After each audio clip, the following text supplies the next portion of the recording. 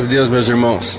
Eu ouvindo que há muitos homens de Deus que têm os olhos que vê as coisas com o olho de Espírito, com a mente de Cristo. Bom, Toninho já ouviu essa obra, muitos já ouviram, mas eu lembrei de uma obra que Deus fez comigo. Eu nasci, meus pais já eram crentes, e com 10 anos de idade fui perdendo o encanto de congregar no culto de jovem, e conheci o esporte, o futebol pela escola, e enfim, fui jogar futebol na Argentina, no Uruguai, fui bicampeão sul-americano e vim fazer um teste no Corinthians em São Paulo.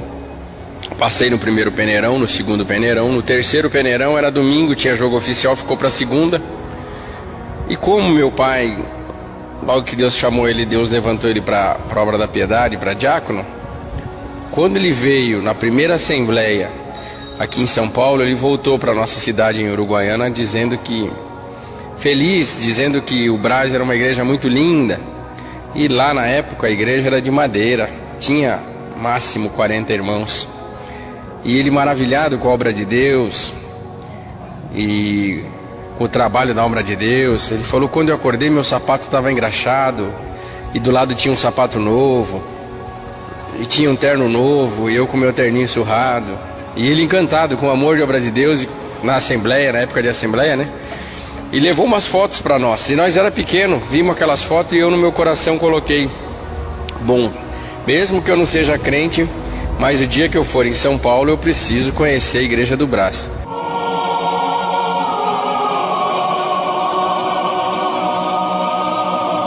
E eu estava jogando futebol em São Paulo, domingo era jogo oficial, não tinha nada para fazer, fui conhecer o Brás, era batismo, e naquele dia Deus falava com um jogador de futebol que não era da cidade, que vinha de longe, que vinha de um lar pobre, mas que Deus queria a mocidade dele, não o dinheiro, nem o sucesso, nem a fama, mas queria a mocidade daquele jogador de futebol para servi-lo, e Deus me chamou na graça.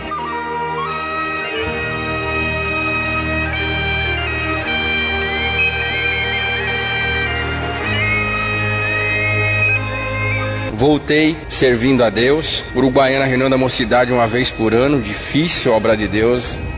No Rio Grande do Sul é bastante difícil, só quem morou ou mora lá sabe o quão difícil é servir a Deus no Rio Grande do Sul. E meus familiares não são crentes, minha família não entendeu por que alguém com uma carreira tão promissora não ficou jogando futebol. Enfim, as lutas, prova, começou a vir, eu comecei a enfraquecer, comecei a jogar de futebol novamente, já batizado. E aí minha família, os irmãos na congregação, a mãe da piedade, o pai diácono, cidade pequena, julgava muito por conta eu estava jogando futebol depois de batizado.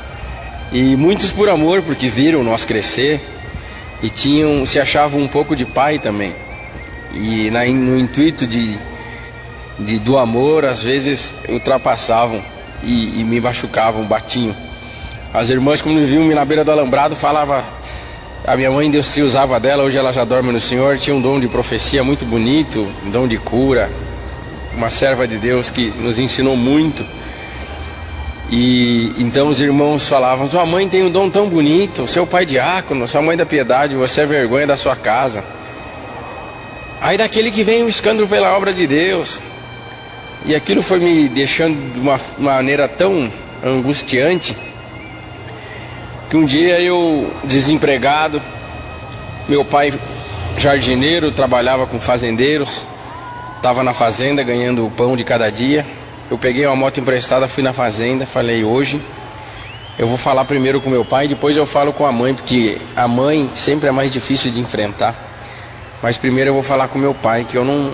Foi um engano eu ter batizado, e uma perca de tempo, porque eu não conseguiria ser crente igual ele e a mãe era. E além de não ter dom nenhum, porque na época eu não era músico, não era selado com a promessa, não orava, eu só congregava. E o adversário entrou de uma forma na minha mente, falou: você não faz nada e ainda o pouco que faz é escandalizar a obra e envergonhar teu pai e tua mãe. Por que você não para de congregar e larga logo essa coisa de servir a Deus? Não vai dar para você.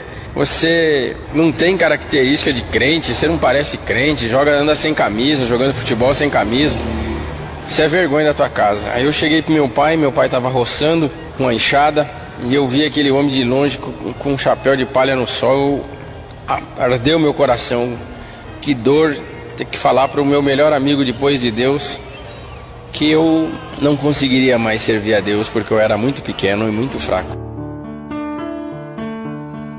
Esta viagem farei com Jesus meu Senhor, certamente ao céu chegarei.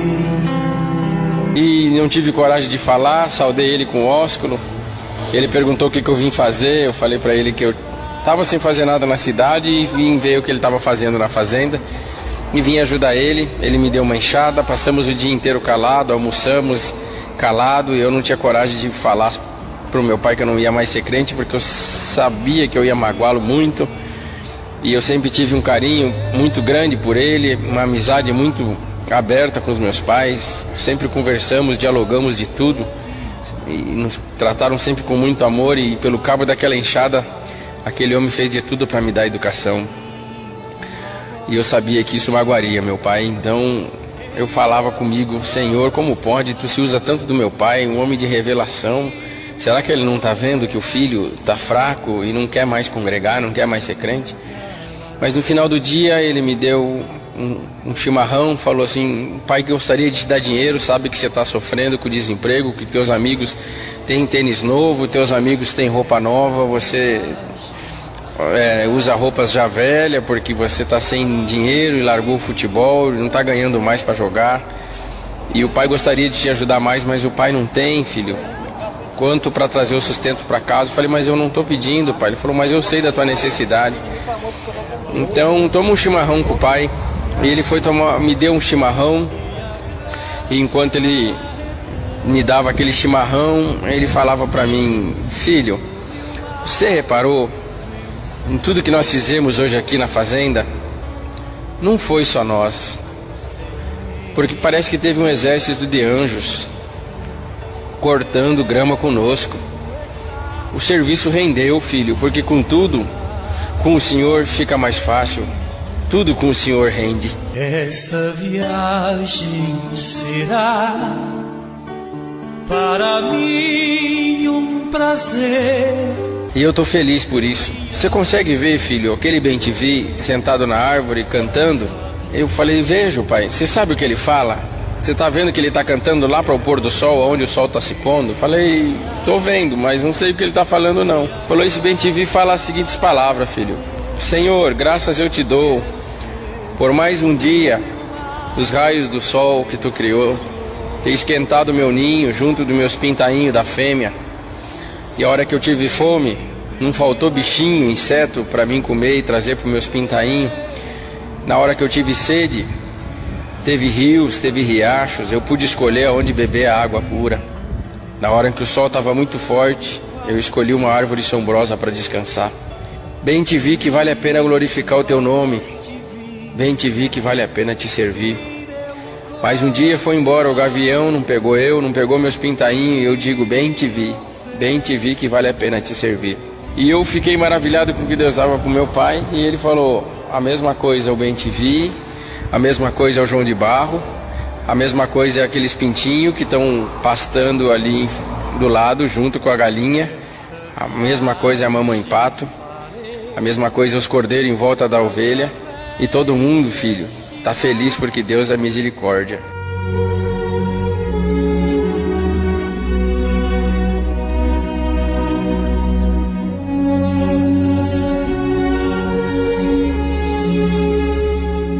E eu falei: que bonito, pai. Ele falou: agora você consegue ver um pássaro com as asas abertas lá em cima? Vejo. Aquilo lá é um gavião. Ele é uma ave de rapina, ele vive de pegar os pássaros mais fracos, mais pequenos. E ele está escolhendo alguém para pegar, filho. Está escolhendo alguém porque daqui um pouquinho o sol se põe e ele vai fazer a sua última refeição, então ele está escolhendo alguém para pegar. E nisso, meu irmão, eu falei assim: e agora? O que vai ser desses pintinhos, dos passarinhos? Ele falou: calma, filho. A natureza também cria seus mecanismos de defesa. Daqui um pouquinho alguém vai ver o gavião no ar e vai cantar um canto diferente, você vai ver a correria que vai ficar aqui no campo. Irmãos, eu não sei quem avisou, se foi o João de Barro, o Bem-te-vi ou o Sabiá. Mas eu sei de uma coisa, meus irmãos. Quando um dos pássaros cantou, a galinha na hora abriu as asas, os passarinhos foram para debaixo e todo mundo se escondeu para as árvores copadas e ficou um silêncio no campo. Os cordeiros foram para perto das ovelhas e eu fiquei maravilhado com aquele espetáculo da natureza. Meu pai falou: eu sei que você está maravilhado, porque você vive na cidade, mas eu que vivo no campo e presto atenção em tudo que o nosso Deus criou, eu vejo esse espetáculo no amanhecer e vejo esse espetáculo no anoitecer, no entardecer, porque a toda hora o Senhor dá um espetáculo para nós. E aí, nesse espetáculo da natureza, ele falou para mim: agora você consegue ver alguém voando com liberdade diante da ameaça de um gavião? Eu falei: não. Ele falou: se você prestar atenção lá naquela flor, existe alguém trabalhando e cumprindo sua missão em paz. Eu vi um beija-flor, e aí eu falei: pai, mas por que ele não corre? Ele falou: olha, filho, o beija-flor pode ser pequenininho, ele pode não ter um canto bonito, mas ele vive do que está dentro daquelas flores. Aquilo lá é uma aguinha doce, e essa aguinha doce é o que dá sustentação para o beija-flor ser o pássaro mais rápido do mundo. O açúcar de dentro da flor dá energia para ele bater as asas. Só que ao mesmo tempo, filho, quando um beija-flor se vê ameaçado, principalmente por um gavião, ele enfrenta o gavião e joga aquela aguinha doce no olho do gavião. E aquela água doce para o gavião é um ácido e deixa cego o olho do gavião. Então o gavião aprendeu que o beija-flor ele pode até ser pequeno, mas o que está dentro dele é muito poderoso. Sabe, filho, hoje quando você estava vindo de moto para cá, eu perguntei: quem vem de moto lá, Senhor? E o Senhor falou no meu coração: é teu filho, vem cansado, se achando pequeno, vem numa guerra espiritual muito grande e quer te falar que ele quer parar na graça. E eu fiquei aflito, falei: Senhor, o que eu falo pro meu filho? E Deus falou assim: não fala nada, fica em silêncio, até o final do dia eu vou te dar ciência para pregar sobre a alma do teu filho. Filho, a resposta de Deus já chegou. Ainda que tu não toque, tu não cante, ainda que tu não seja selado com a promessa, ainda que tu não peça hino, ainda que tu só vai dentro da congregação, a congregação é uma flor. Dentro dela existe uma água chamada Palavra de Deus. Ela é mais doce do que o mel. É o alimento essencial para te dar energia para você combater o bom combate e ser rápido a fugir do nosso adversário. Por isso, filho, fica dentro da flor. Ainda que tu não toque, ainda que tu sente no último banco, deixa o povo falar, mas todas as vezes que tu entrar dentro da flor, a água da palavra há de alimentar a tua alma. E o gavião, que é o nosso adversário, que te espera lá fora, ele há de te reconhecer que você pode ser pequeno, você pode ser fraco, mas o teu direito de entrar na glória de Deus e a tua vontade de ganhar o reino dos céus é maior.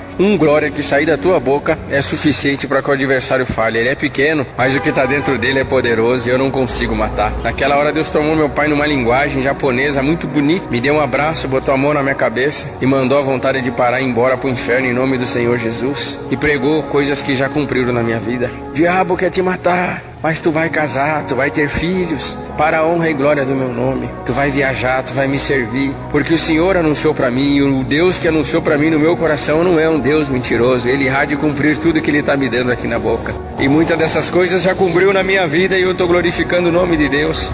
E sentir de repartir com os irmãos essa obra que eu guardo com muito carinho dentro da minha alma. Deus que abençoe a todos, meus irmãos, e perdoa o tempo de áudio.